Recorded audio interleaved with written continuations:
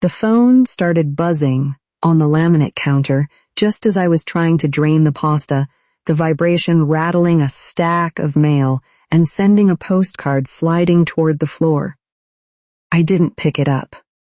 I just stood there with the steam hitting my face, listening to it go on and on. "I got it," Tony said, coming through the kitchen. He didn't look at the phone first. He stopped to grab the recycling bin, which was already overflowing, and hauled it out to the garage with that steady, rhythmic gait he's had for 20 years. He never has to be reminded about the bins. It's the one thing in the house that runs like a clock. When he came back in, he glanced at the screen and frowned. "It's Danielle." I turned the burner off. She hasn't answered my text from 3 hours ago about the pharmacy. I can see she's active on the app. She's just sitting there, ignoring the schedule. Tony leaned against the counter, his voice sliding into that soft, neutralizing tone he uses whenever I start to sound like I'm keeping a tally. "She's probably just slammed. You know how those claims piles get at the end of the month. She's always on top of the paperwork." I didn't want to admit he was right about her being efficient. Danielle was the kind of person who could navigate a corporate insurance maze in her sleep, and I'd always respected that. But efficiency at the office didn't seem to translate to the Tuesday afternoon drive to the clinic. "She said she'd handle the insurance side of my refill," I said. "I'm the one who ended up driving over there at 4 o'clock because the pharmacy called and said my script had expired." "She'll make it up," Tony said. He wasn't disagreeing with me exactly. He was just trying to keep the air in the room from getting too heavy. He hated it when the house felt like a courtroom. I picked up the phone and saw a new message from her. "In a meeting with the regional director. Can't talk. I'll check the portal tonight." I felt a sharp prick of guilt. I had spent the last hour imagining her lounging on her sofa, deliberately avoiding the one thing she'd promised to do, while I was scrubbing pots and managing the medication list. I'd written a whole argument in my head about her lack of empathy. "See," Tony said, noticing my face. "Meeting? I know," I muttered. I just thought. I didn't finish the sentence. I didn't want to tell him that even if she was in a meeting, the pharmacy run had still happened, and it had still been me in the car. The fact that she was busy didn't put the time back in my day. I set the phone face down on the counter. I didn't reply to the text. I just started plating the pasta, the silence between us, filling up with the things Tony didn't want to say and the things I wasn't ready to let go of. "Dinner's ready," I said. Tony reached for the napkins, but he didn't look at me. We ate in a kind of heavy quiet, the only sound the scrape of forks against the plates. Tony didn't bring up the pharmacy or the text. He just talked about a ticket he'd closed for a client in Redmond, something about a server that had decided to stop talking to the printer. He told the story with a small, satisfied smile, the way he always does when he solved a problem that didn't involve people. I barely heard him. I was thinking about the portal. Danielle had mentioned checking it tonight, which meant she still felt she had a handle on the logistics, even if she wasn't the one doing the driving. The phone rang again. Not a text this time, but a call. I looked at the caller ID, the clinic. I picked it up on the third ring. "Hi, is this Brenda?" the receptionist asked. Her voice was fast, the sound of someone with 10 other lines blinking on a console. "Yes," I said. "Great. I'm just calling to confirm the new dosage for your refill that we discussed on Tuesday. We have you listed as the primary patient contact, so I wanted to make sure you saw the note in the portal before the script hits the pharmacy." I pulled the phone away from my ear for a second, staring at Tony. He was chewing slowly, watching me. "I'm sorry," I said. bringing the phone back. The primary patient contact makes sense. I'm the patient. But my sister was supposed to be handling the insurance and authorization side of the portal. The record was updated during your last visit, the woman said. It lists Brenda Black for clinical calls and Danielle Black for insurance follow-up. Do you want me to change either one? I hung up and stared at the phone. For a few seconds, I had been ready to accuse Danielle of changing everything behind my back. But the receptionist had actually said the opposite. I was still the patient contact because I was the patient. Danielle was only supposed to handle the insurance follow-up. What happened? Tony asked. I almost blamed her for something she didn't do, I said. The clinic has me where I belong for medical calls. Danielle is listed for the insurance side. Tony let out a quiet breath. Okay, so maybe this one isn't a conspiracy. No, I said, but the refill still expired, and I still drove to the pharmacy. The label in the portal isn't the problem if the person assigned to the insurance work doesn't actually do it. That was the part I couldn't shake. I didn't want Danielle removed from the process. I wanted the process to mean something. If she said she was handling authorizations, then I shouldn't have to become the backup claims specialist every time a deadline slipped. I looked at the phone on the counter. I didn't call the clinic back because there was nothing to correct yet. I just sat there, listening to the hum of the refrigerator, trying to separate what I was actually responsible for as the patient from what Danielle had volunteered to carry for me. Tony reached over and patted my hand. I'll do the dishes, he said. He stood up and started filling the sink with soapy water, leaving me alone with the silent phone.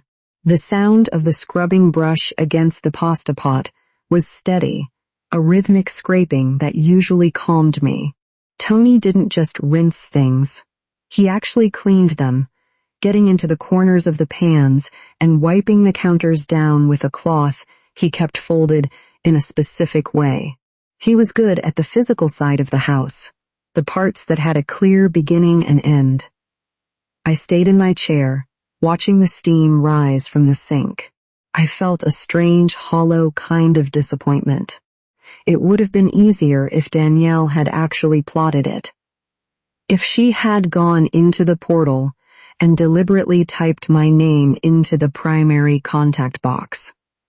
That would have been a betrayal I could name. It would have been a specific act of selfishness that I could bring up in a conversation, or at least use to justify my anger. But the truth was just a lack of attention. It was the way the world worked when one person always showed up and the other didn't. The clinic staff didn't know our family dynamics. They just knew who had signed the form and who had answered the questions about the insurance. You're still thinking about it, Tony said. He didn't turn around, but I could hear it in his voice. He was trying to gauge the temperature of the room. It's just not fair, I said. Even if she didn't do it on purpose, I'm the one who gets the calls. I'm the one who has to remember the dosage changes. We can just call them back tomorrow, he suggested. Tell them to put Danielle back as the first contact. It takes 2 minutes. I looked at the phone on the counter.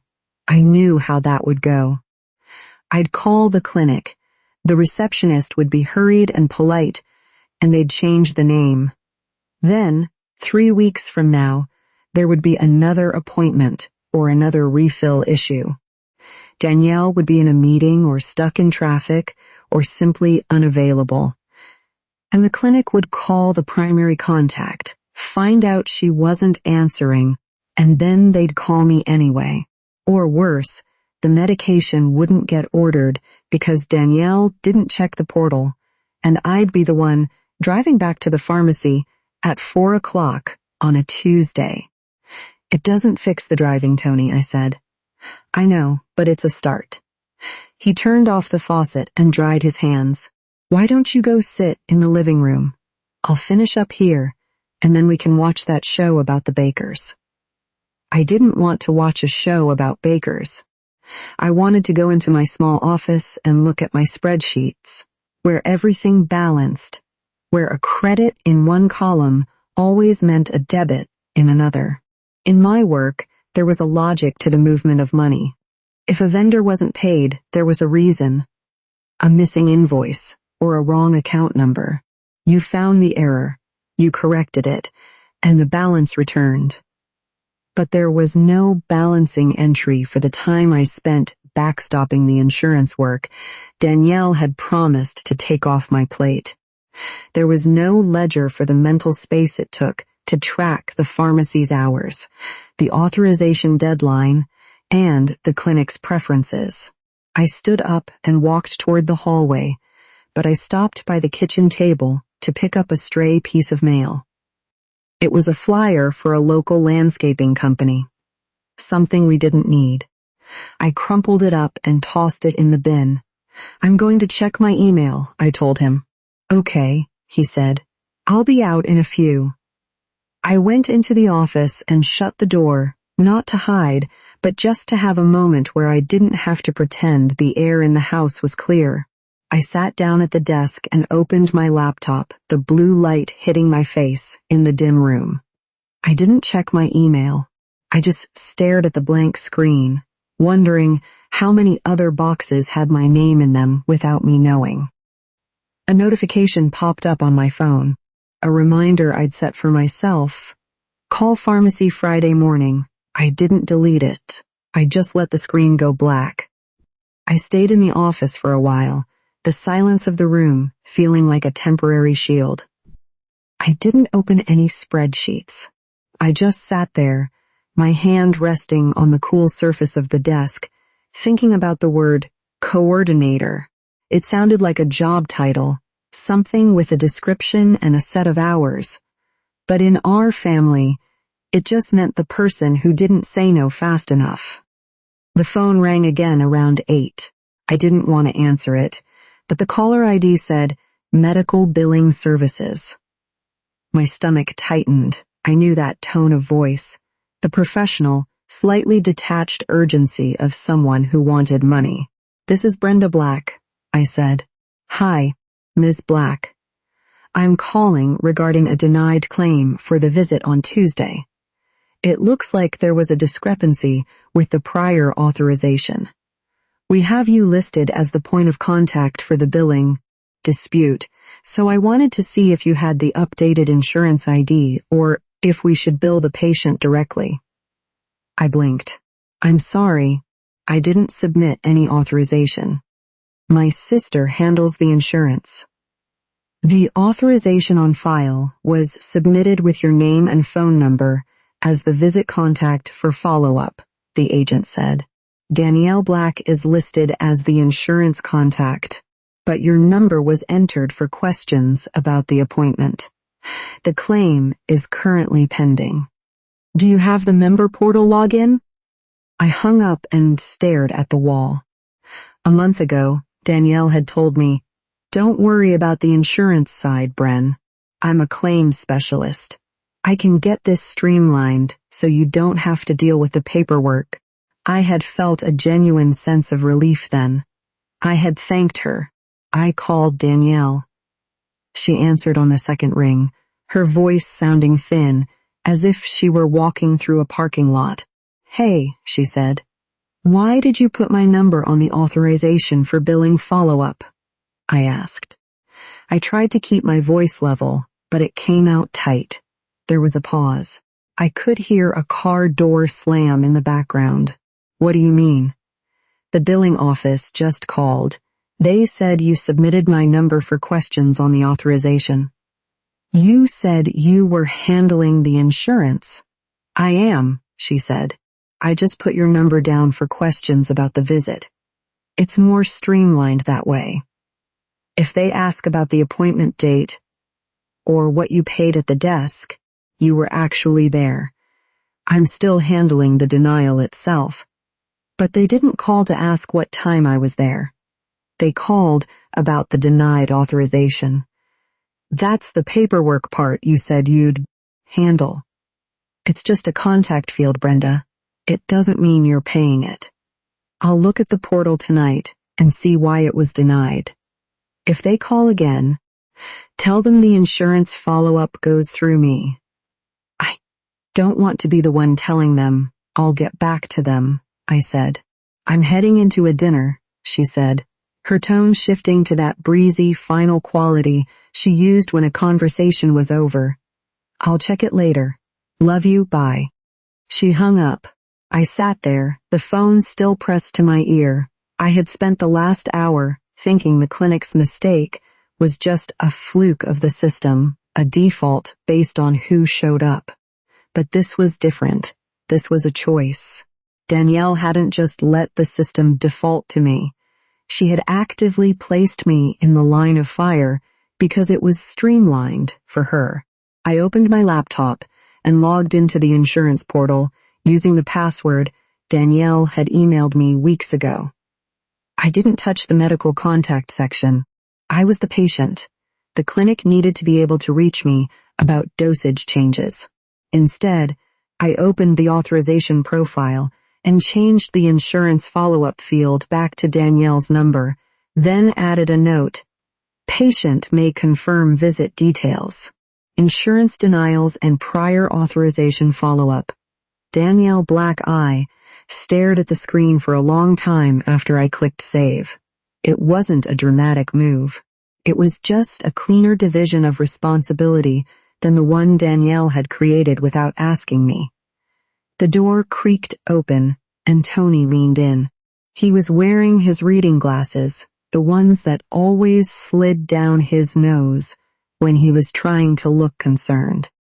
He didn't come all the way into the room, just hovered in the doorway, which was his way of leaving me an exit if I decided I was too angry to talk. Did she call back? He asked. She did, I said, not looking away from the laptop. She told me she put my number down for billing questions because it was streamlined. She thinks it's more efficient for the people at the clinic to talk to the person who was actually in the room. Tony shifted his weight. I mean, from a certain angle, it does make sense. You know exactly what happened on Tuesday. Danielle doesn't. If the billing person asks about the specific copay or the time of the visit, you're the only one who can answer. I finally looked at him. He wasn't trying to side with her. He was just doing that thing where he tried to find a logical path to peace. He wanted the friction to stop, and in his mind, the easiest way to stop the friction was to accept the streamlined version of the truth. I'm not a claims specialist, Tony, I said. I'm a bookkeeper. I know how to balance a ledger, but I don't know how to argue with a prior authorization denial. That's the part she promised to handle. She'll handle it, he said softly. She just wants you to be the point of contact for the easy stuff. Give her a few days to get the portal sorted. She's probably just stressed with the regional director. I felt a wave of exhaustion that had nothing to do with the day's work. It was the weight of being the easy option, because I didn't make a scene, because I just did the driving and the filling and the coordinating. I had become the path of least resistance. Danielle wasn't plotting some grand takeover of my free time. She was just moving the pieces of the puzzle in a way that made her own life easier, and she genuinely believed it was a favor to everyone because the system kept moving. I didn't argue with him. I didn't tell him that a few days usually turned into a month, and a month turned into the new permanent arrangement. I just closed the laptop lid. I'm going to go get some water, I said. As I walked back into the kitchen, the phone on the counter buzzed. I didn't have to look at the screen to know it was the billing office calling back. I watched the phone vibrate, sliding a fraction of an inch across the laminate. Tony was standing by the sink, drying a glass. He looked at the phone, then at me. He didn't say anything, but he didn't pick it up either. He just waited to see if I would. I stood there for a moment, listening to the buzz fade into silence. Then I picked up the phone and opened the message thread with Danielle. I didn't write a long paragraph about boundaries or fairness. I didn't tell her I had deleted my number from the portal. I typed, "The billing office is calling again. I'm not answering. You'll need to call them back to fix the authorization." I hit send and put the phone face down on the counter. I didn't wait for a reply. I just walked to the fridge and poured myself a glass of water, leaving the phone where it lay. The water was cold, and I drank the whole glass in one go, staring at the back of the refrigerator. I could hear Tony moving around the kitchen, the soft clink of glasses being put back in the cupboard. He didn't ask if I was still mad. He just kept the noise of the house steady, as if he could buffer the tension by being helpful with the chores. I didn't check the phone for 20 minutes. I went into the hallway and looked at the pill organizer on the small table by the door. I opened the lid for Thursday and Friday. There were 2 pills left for the week. The new dosage the receptionist had mentioned meant the current supply was effectively shorter than the label suggested. If the refill didn't hit the pharmacy by tomorrow afternoon, there would be a gap. That was the cost. It wasn't about who was the primary contact or who was being streamlined. It was about a gap in medication.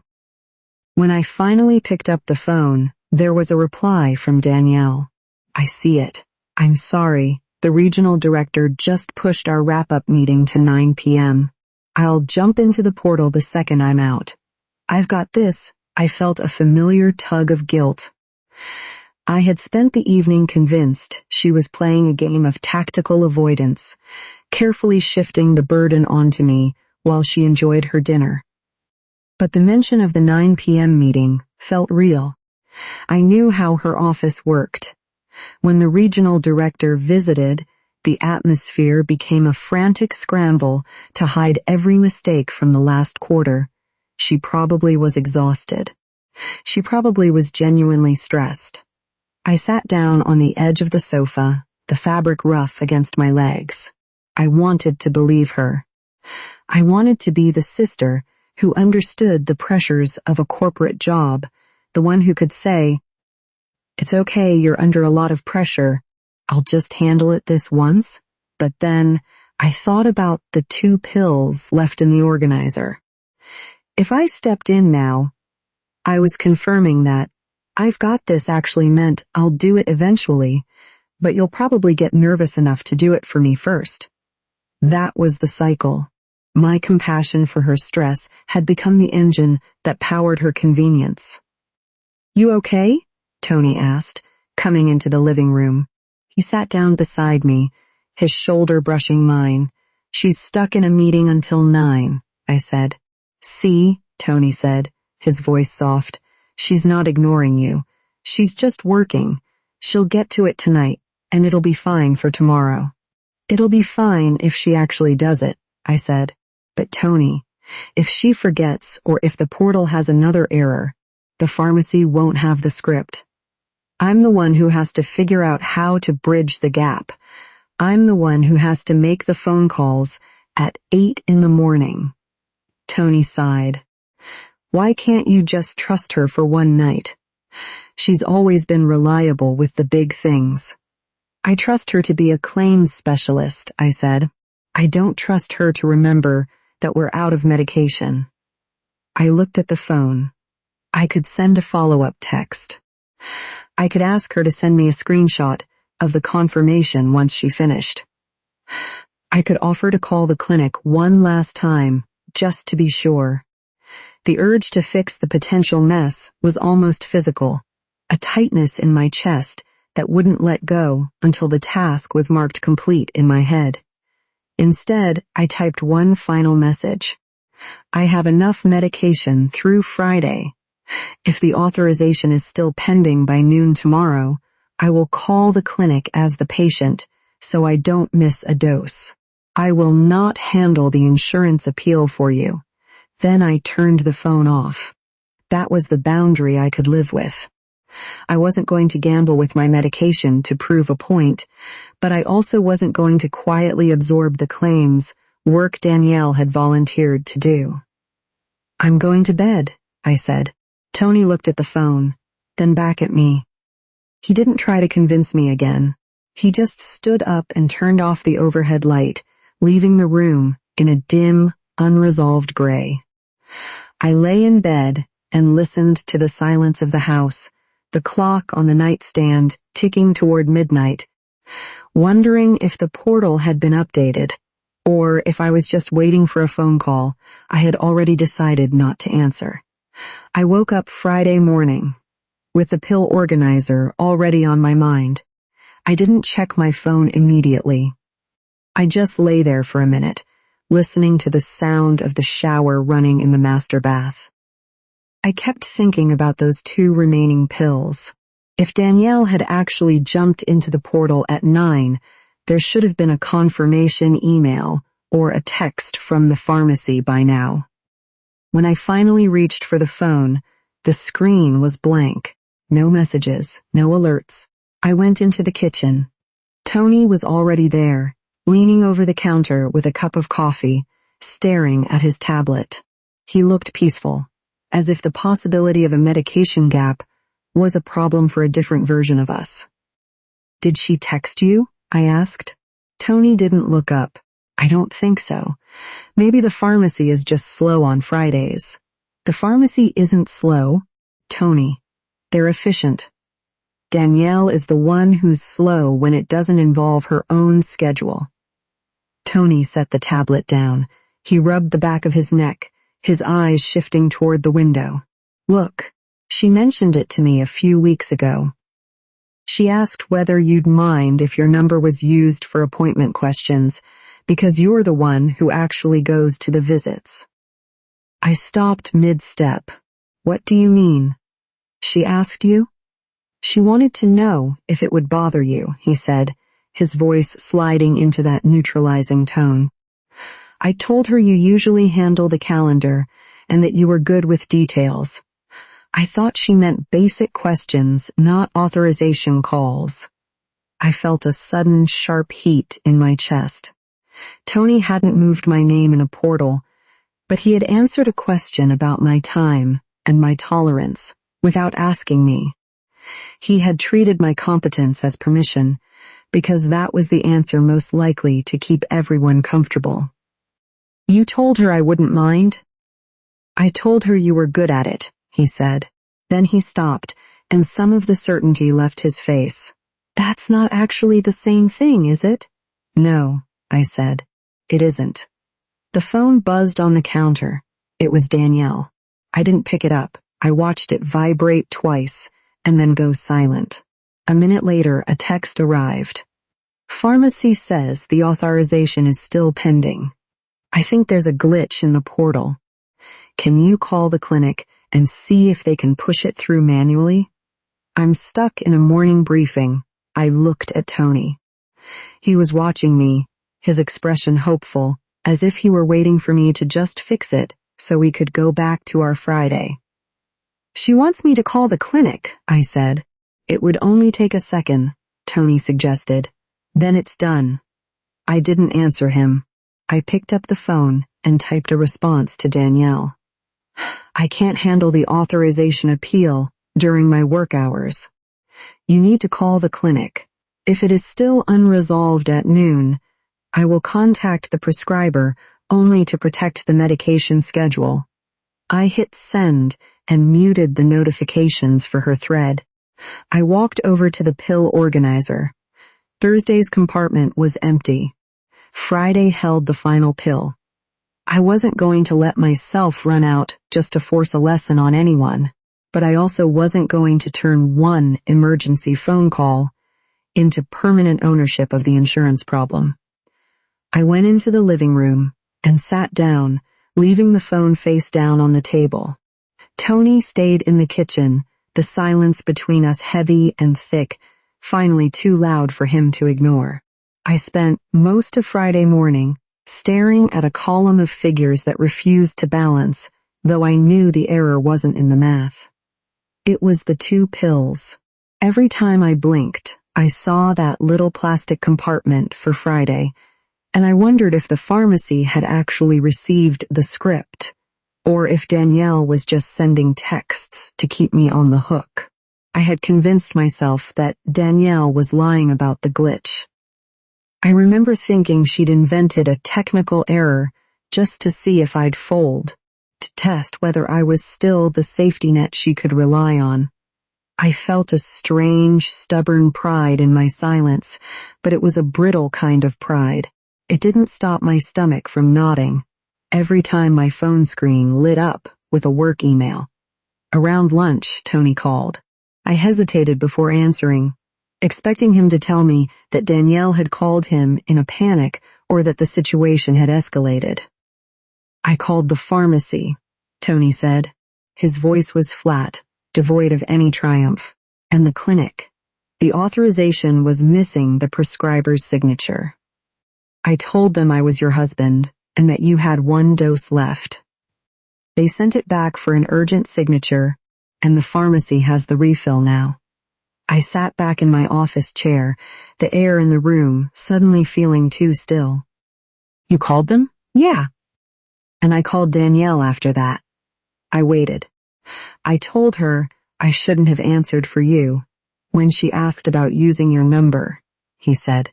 And I told her that if she says she's handling the authorization side, she needs to be the one who follows the denial. I can help with a crisis, but I can't keep deciding what you're okay with. For a moment, I didn't know what to say. Tony had solved the practical problem, but this time he hadn't used the solution to erase the disagreement. He had finally named his part in creating it. Is the refill ready for pickup? I asked. Yeah, I'm going to stop by on my way home. I'll put it in the organizer. Thank you, I said, and this time I meant it. Is it ready for pickup? I asked. Yeah, I'm going to stop by on my way home. I'll put them in the organizer. Thanks, I said. I hung up and looked at my screen. I had a dozen emails to answer, but I opened the message thread with Danielle first. Tony told me the refill is ready. Going forward, I will stay the patient contact for medical questions.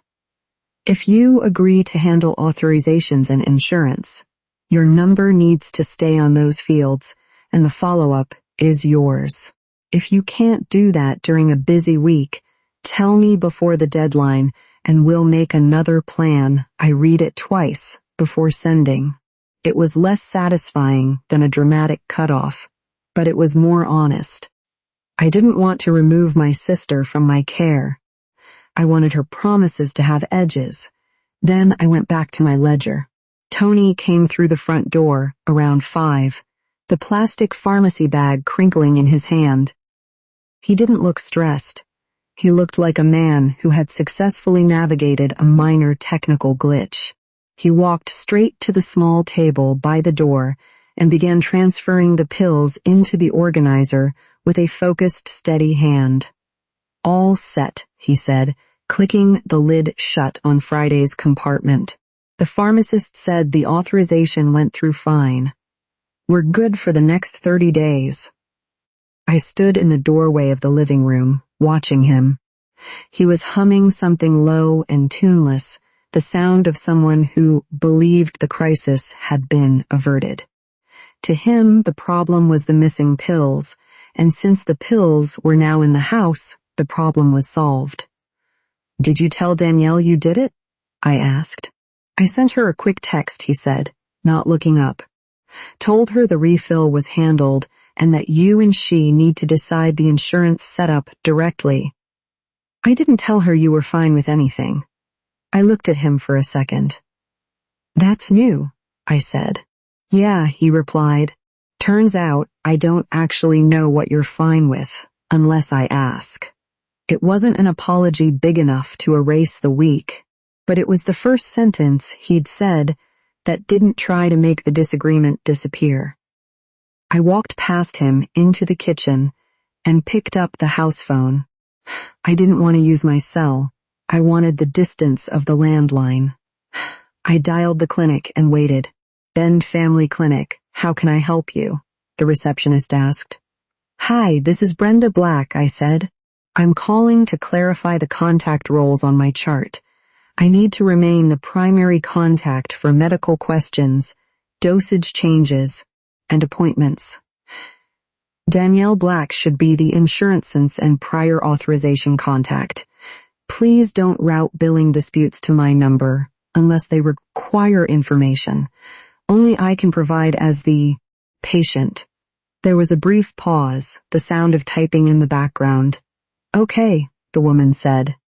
So you stay primary for clinical care, and Danielle handles insurance follow-up. Ah, exactly. That's updated.